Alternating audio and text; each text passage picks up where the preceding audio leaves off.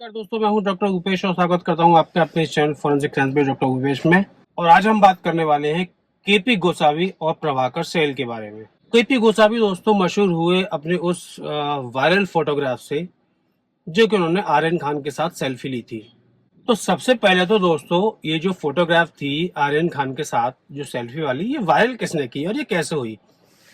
KP Gosavi अपने आप को एक प्राइवेट इन्वेस्टिगेटर यानी कि प्राइवेट डिटेक्टिव बताते हैं और एक एजेंसी है दोस्तों स्लूथ डिटेक्टिव एजेंसी, ये उसके मेंबर हैं, उसके कर्मचारी हैं, उसके एम्प्लॉय हैं।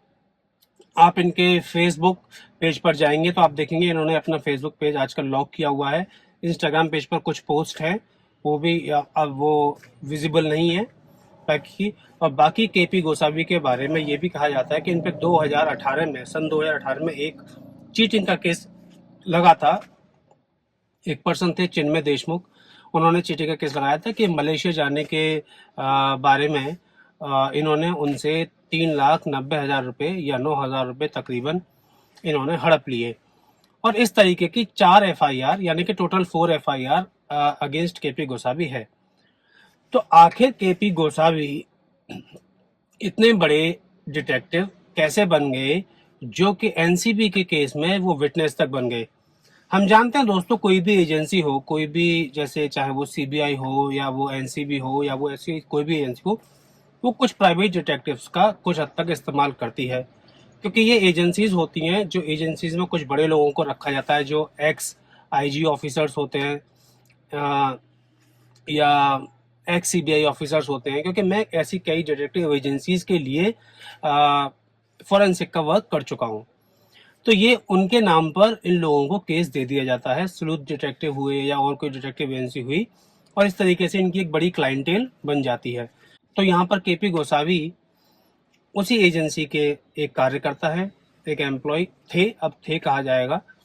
और उसी के चलते मैं समझता हूँ कि एनसीबी ने इस डिटेक्टिव एजेंसी से संपर्क किया होगा और कॉर्डेलिया क्रूज ड्रग पार्टी के बारे में भी जानने में बहुत मदद मिली होगी। और ऐसे ही कई पर्सन से उन्हें लीड मिली होगी कि यहाँ पर, क्योंकि एजेंसी देखिए खुद तो या तो कोई आके बताए एजेंसी को, ये एजेंसी अपने तरीके से, यानी कि एनसीबी की बात कर रहा हूँ, ये एजेंसी अपने तरीके से अपना काम करती रहती है। जहाँ पर जो भी लीड मिलती है वहाँ पे पेडलर्स को या ड्रग जो कंज्यूमर्स है उनको पकड़ा जाता है, रेड की जाती है। अदरवाइज कहीं ना कहीं से लीड मिलना ज़रूरी होता है।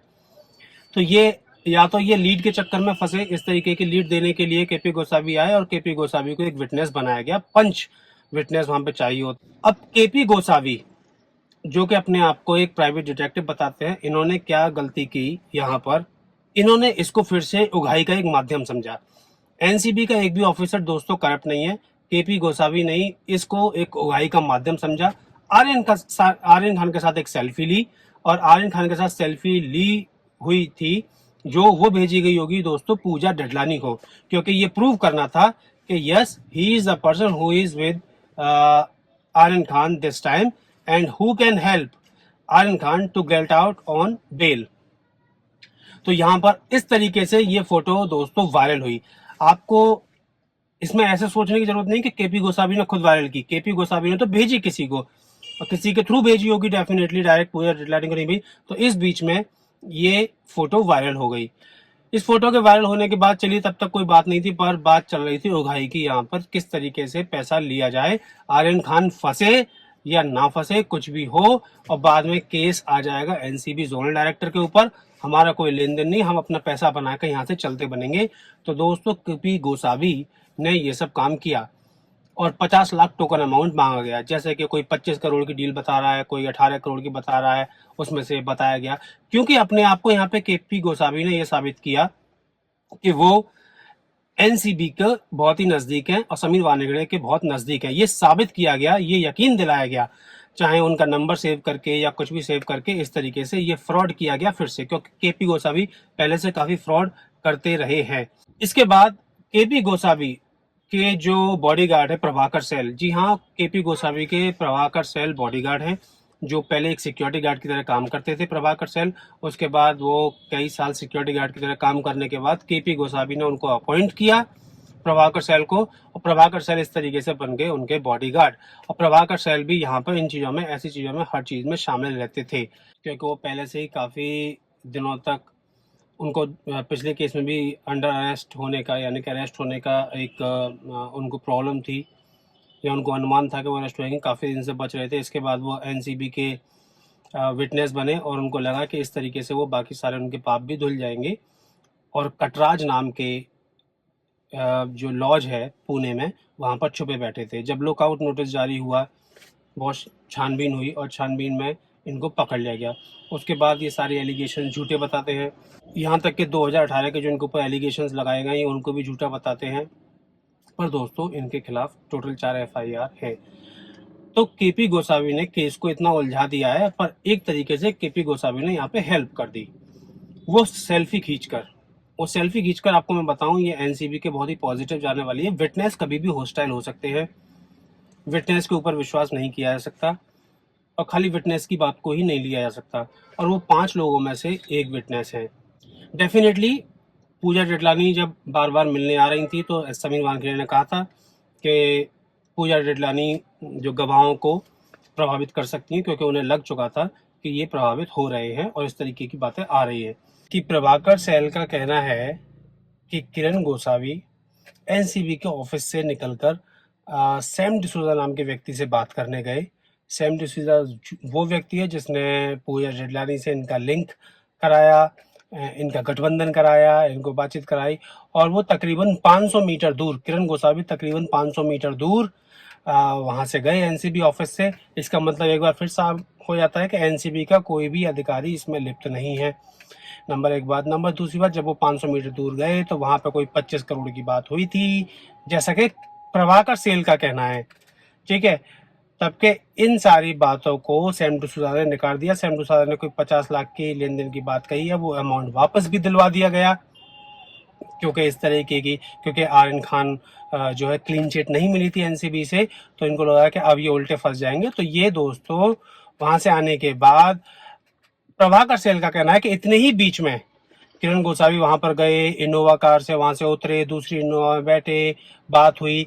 यानी कि प्रभाकर सेल को कैसे पता है? प्रभाकर सेल तो एनसीबी ऑफिस छोड़ के गया नहीं था उस समय, प्रभाकर सेल तो एनसीबी ऑफिस में ही था। तो ये सारी जो मनगढ़ंत कहानियां हैं, जो इनकी मनगढ़ंत कहानियां हैं, ये सब सामने आ रही हैं। इतने में ही प्रभाकर सेल ने कहा कि उससे 10 ब्लैंक पेजेस पर साइन कराए गए। कोई सेलकर था एनसीबी ऑफिस का, उसने सेलकर ने इनसे 10 ब्लैंक पेजेस पर साइन करा लिए। क्या आपको लगता है ऐसा पॉसिबल है? बिल्कुल भी पॉसिबल नहीं है। और ये एक बॉडीगार्ड होते हुए किस तरीके से साइन कर सकता है? सबसे पहली बात। सबसे दूसरी बात, 10 ब्लैंक पेजेस पर, और इसके बाद जब इससे आधार कार्ड मांगा गया तो इसने कहा कि आधार कार्ड नहीं है, आप एक नंबर मुझे दे दो, मैं उस नंबर पे आपको फोटोकॉपी भिजवा दूंगा।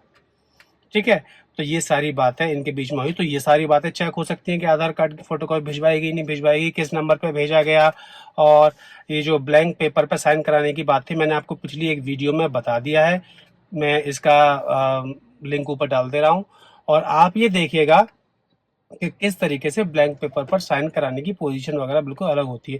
तो दोस्तों, ओवर एंड ऑल बात यह है कि ये गवाह प्रभावित हुए। जी हाँ, पूजा जेठलानी से मिलकर प्रभावित हुए, कुछ अपने आप भी प्रभावित हुए, कुछ केपी गोसावी जैसे चोर लोग जो है प्रभावित होने के लिए बैठे हुए थे, इसीलिए उन्होंने सेल्फी भी खिंचाई थी, सेल्फी को वायरल किया। यानी कि जिसने भी किया, सेल्फी भेजी गई कि हाँ आर्यन खान के पास हैं, एनसीबी के करीबी हैं और आर्यन खान पर आंच नहीं आने देंगे। पर यहाँ पे सारे पासे उल्टे पड़ते हुए दिखाई दे रहे हैं। हाँ, पर इसका जो खामियाजा है वो एनसीबी को भुगतना पड़ रहा है। ऐसे गवाहों को लेने का, ऐसे लोगों को जो गवाह बनाकर साइन करवाने का खामियाजा एनसीबी को भुगतना पड़ रहा है। पर समीर वानखेड़े फिर भी एक सच्चे ऑफिसर है और उन पर कोई भी आंच नहीं आएगी। हम सब यही आशा करते हैं, और जल्द से जल्द दूध का दूध पानी का पानी इस केस में हो जाए। यही आशा के साथ मैं आपसे विदा लेना चाहता हूँ। बहुत बहुत धन्यवाद। मिलते हैं अगली वीडियो में।